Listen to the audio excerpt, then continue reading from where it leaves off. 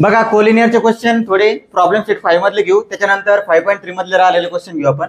आता बघा कोलिनियर साठी काय चेक करतो आपण, पहिले पॉइंट दिलेले, ए चे पॉइंट दिलेले तुम्हाला 0 2 कोऑर्डिनेट दिलेले, बी चे कोऑर्डिनेट किती दिलेले 1 -0.5 आणि सी चे कोऑर्डिनेट किती दिलेले 2 -3. कळालं? 2 मिनिट थांब.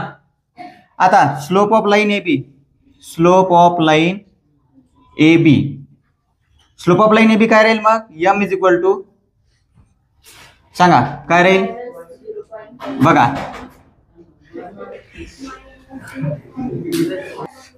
आता m बघा स्लोप मध्ये फक्त लक्षात ठेवायचं वरती राहणार y आणि खाली राहणार x. y2 - y1 कोणती लाईन चालू आहे AB, y2 किती आहे -0.5 -2 अपॉन x2 - x1, x2 किती आहे 1 -0. आता हे कसं सॉल्व्ह करायचं, सरळ सरळ तुम्हाला आपला बेसिक रूल काय आहे, दोन्ही साइन सारखे असल्यावर काय करतो ऍडिशन, 0.5 अधिक 2 करायचे, बरोबर आहे. आता 2 ला पॉइंट आहे का, मग बघा या पॉइंटच्या अगोदर बघा 2 हे जे ते पॉइंटच्या अगोदर आहे आणि पॉइंटच्या नंतर काय राहील 0. 5 आणि 0 किती होतील 5 आणि हे 2. किंवा सरळ सरळ दुसरी एक मेथड असते यांची, 0.5 आहे ना, हा पॉइंट काढा, किती झाले ते 5. आता एक पॉइंट काढला का नाही, याला पॉइंट आहे का, मग याला 0 द्या, हे किती होतील मग 20. 20 आणि 5 25. पॉइंट किती काढले होते आपण 1, 2.5. आता ही कसं आहे, ही थोडी ऍडव्हान्स मेथड आहे, मोठ्या एक्झाम्पल मध्ये युजफुल होती ती. तुम्ही फक्त सध्या एवढं लक्षात ठेवा 0.5 आहे, पॉइंट खाली पॉइंट आला पाहिजे, काय आला पाहिजे पॉइंट खाली पॉइंट. 2 ला पॉइंट आहे का सध्या नाही, मग 2 कुठे येईल पॉइंटच्या अगोदर. आता पॉइंटच्या नंतर एक 0 ऍडजस्ट करावं लागेल, 2.0 म्हणा किंवा 2 म्हणा, व्हॅल्यू एकच आहे, बरोबर आहे. मग काही लिहायचं आन्सर 2.5, सारखं साइन कोणतं होतं -2.5 अपॉन 1, आन्सर काय आलं -2.5. हे झालं फर्स्ट. सेकंड काय आलेलं आहे,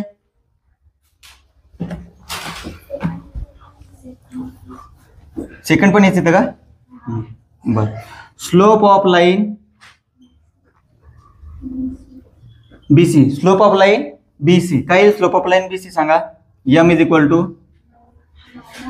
y2 - y1 -3 minus of minus होतील प्लस 0.5 अपॉन 2 - 1. आता बघा सरळ सरळ हे 3 आहे, किती आहे 3 आणि 0.5 म्हणजे अर्धा, 3 मधून अर्धा कमी केला किती येतं 2.5, म्हणजे -2.5, मोठ्या संख्येचं साईन मायनस, आणि 2 मधून 1 गेला 1. थोडं लॉजिकली पण लक्षात राहू शकता तुम्ही, 2 मध्ये 2.5 बघा, 2 मध्ये अर्धा टाकला तर किती झाले 2.5. आता 3 मधून अर्धा कमी केला, 0.5 म्हणजे किती असतो अर्धा, 3 मधून अर्धा कमी केला म्हणजे किती होतील 2.5. मोठी संख्या कोणती आहे 3, 3चं साईन देऊन टाका. आता कमीच काय केलं आपण, 3 मध्ये 0.5 ऍड का नाही केले आपण, हे प्लस मायनस आहे, बरोबर आहे, काय आहे प्लस मायनस. इथं ऍड का केले, दोन्ही साईन सारखे असल्यावर बेरीज करतो आपण, सारखं साईन कोणतंही असू द्या, प्लस असू द्या मायनस असू द्या, वेगळं साईन असल्यावर काय करतो, मोठ्या संख्येतून छोटी संख्या मोठ्या संख्येचं साईन. आन्सर काय आलं -2.5. याला द्या सेकंड नंबर, फ्रॉम 1 and 2 काय झालेलं आहे, slope of line AB is equal to slope of line BC. Therefore points कोणते कोणते पॉइंट आहे, A, B and C are collinear. कळाला, सिंपल क्वेश्चन आहे, घ्या. आता बघा एकदा फॉर्म्युला मेन्शन करायचा, तुम्हाला माहिती आहे कोलिनियर पॉइंट दाखवायचे तुम्हाला, मग काय करायचं, एकदा पॉइंट लिहून घ्यायची, here P is equal to 1 2, Q चे कोऑर्डिनेट सेट 2 आणि 8/5. एका खाली एक का लिहायचंय, कारण ते तुम्हाला घेण्यात सोपे असतात घेताना, 3 आणि 6/5. एकदा लक्ष द्यायचं, कोणता फॉर्म्युला टाकतो आपण इथे, स्लोप. मग we know that slope of line काय असतो, m is equal to y2 - y1 upon x2 - x1. एकदा मेन्शन करायचं आणि नंतर डायरेक्टली सॉल्व्ह केलं चालेल. देअरफॉर स्लोप ऑफ लाईन, पहिली लाईन कोणती आता PQ, slope of line PQ, m is equal to y2 काय त्याच्यामध्ये 8/5. लक्ष द्या 8/5 -2 आणि सेकंड काय आहे 2 - 1. 2 - 1 म्हणजे 1, याला विसरून जाता. 2 - 1 काय होणार आहे 1. 1 म्हणजे शेवटी तेच येणार आहे. आता फक्त याला सॉल्व्ह करा. किती येतं बघा. 5 8/5 आहे. तुम्हाला माहित आहे आपल्याला बेस सारखा करावा लागतो. बेस किती आला मग 5. किती आला बेस 5. लक्ष द्या. हे जे 2 - 1 आहे, तुम्हाला जर कन्फ्युज होत असेल तर त्याला पण घेऊ आपण. 2 - 1 किती येईल 1. कळालं. आता वरचं फ्रॅक्शन बघा. हा बेस सारखा केला 5 बरोबर आहे. इथे किती होते 8. इथं बेस सारख्या केल्यामुळे याला तुम्हाला किती मल्टिप्लाय करावं लागणार 2 ला 5 न बरोबर आहे. 5 दुनी 10 -10. आता हा 1 चा अर्थ काही नसतो म्हणजे याचा फायनल आन्सर काय सांगा. 8 मधून 10 म्हणजे -2/5. मोठ्या संख्येतून छोटी संख्या -2/5 याला एक नंबर द्या.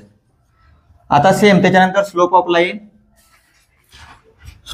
Line QR. लक्ष द्या फक्त की काय चालू आहे. QR m = 6/5 -8/5 आणि आपण मध्ये 3 - 2. आता बेस तर सारखाच आहे ऑलरेडी 5. आपण मध्ये आलं 1. 6 - 8 काय होईल 6 - 8 मोठ्या संख्येतून छोटी संख्या -2/5 सेम आलेले आन्सर. आता एक गोष्ट तुम्हाला कळाली पाहिजे. जे आपण मध्ये मागचं एक आपण मधलं एक्झाम्पल होतं, एक पॉईंटचं एक्झाम्पल आणि हे, या तिन्ही एक्झाम्पल मध्ये काय होऊन राहिलं पॉईंट्स कसे होऊन राहिले तुमचे collinear. From 1 and 2 slope of line, एक लाईन घ्यायची. Slope of line PQ is equal to slope of line QR.